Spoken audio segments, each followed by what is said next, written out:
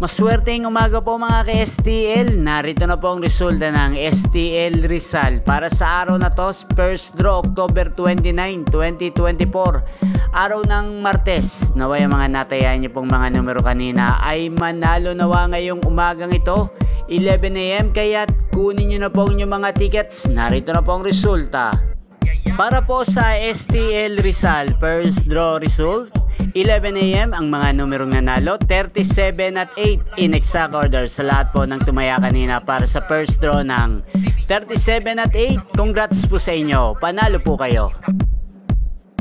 Ang STL Rizal ay napapanood nyo po sa channel na to, Roderick Hernandez TV, araw-araw mula Lunes hanggang Linggo, every 11 AM, 4 PM at 8:45 PM. Maraming salamat po sa panonood nyo sa aking channel. Huwag pong kalimutang mag-subscribe. Thank you for watching.